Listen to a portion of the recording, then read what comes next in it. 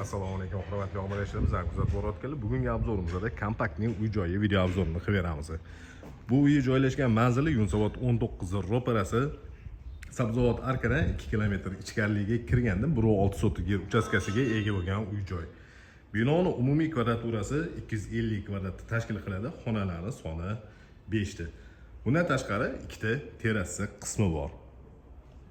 Hovli tarafdan shunaqa chiroyli fasad ko'rinishiga ega bo'lgan imorat ko'tarilgan. Hovlida zelyonniy zona uchun joylar ajratilgan, chap taraf va o'ng tarafimizda va hovliga kirish uchun alohida darvoza va alohida eshik o'rnatilgan. Hozirgi paytda darvozani o'rnini tashlab ketilgan, zakaz qilib qo'yilgan darvozasi avtomat darvoza bo'ladi. Bitta mashina sig'arganlik joy bor.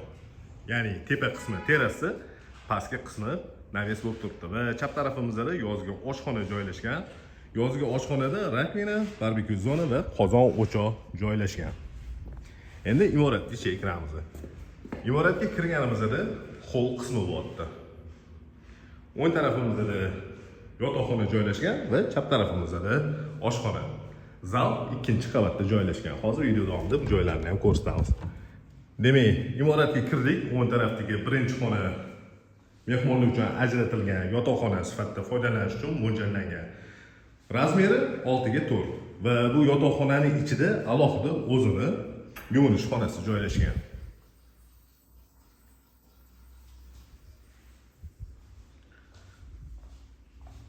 Demak, imoratga kirdik. Chap tarafimizda oshxona joylashgan, kuxnya, stoloviya.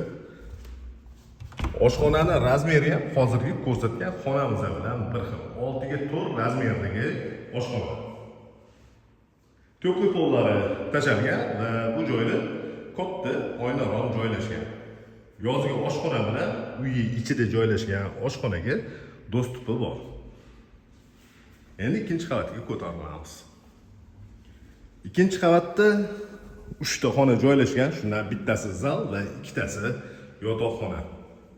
Sanuzel 2 ta. Ikkinchi qavat uchun umumiy sanuzel va ota-onalar uchun ajratilgan yotoqxonaning ichida yana bitta sanuzel joylashgan.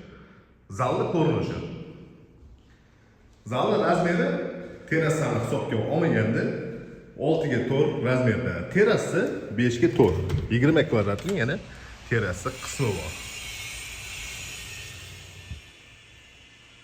Patologlarning balandligi 3,5 metrni tashkil qiladi. Har bitta qavat uchun alohida elektr shitlar yig'ilgan. Bu joyda to'pli polli kollektorlar joylashgan. Bolalar uchun ajratilgan yotoqxona. Razmeri uzunasiga 4 metr va eniga 3,5 metr.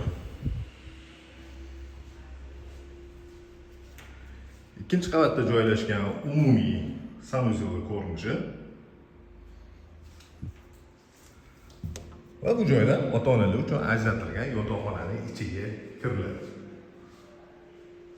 E'tibor qilgan bo'lsangiz, xonalarning razmeri asosan bir xil 6 ga 4 razmerda.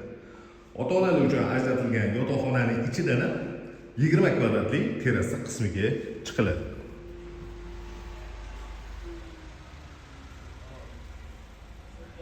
Ikkinchi qavatdan hovlining ko'rinishi.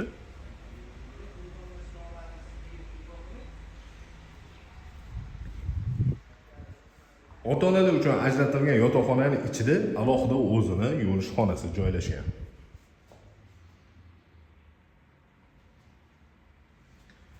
Demak, ikkinchi qavatda 3 ta xona bo'ldi. Shundan ikkitasi yotoqxona va bittasi zal va 2 ta sanuzel. Endi imoratda podol qismiga tushamiz.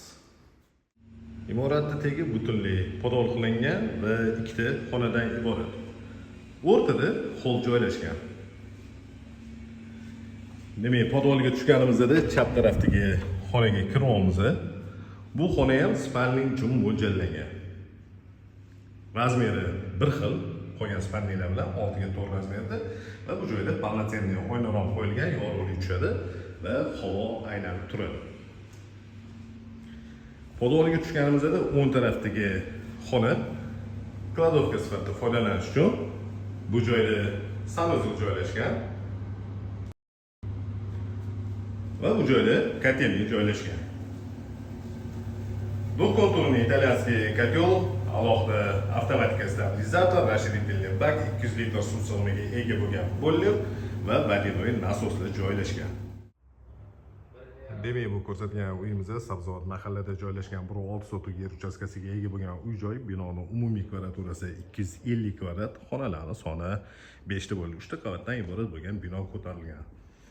Bu uy narxini описаниеga yozib qo'yamiz. Qiziqadiganlar 99 856 70 80 raqamiga murojaat qilishingiz mumkin.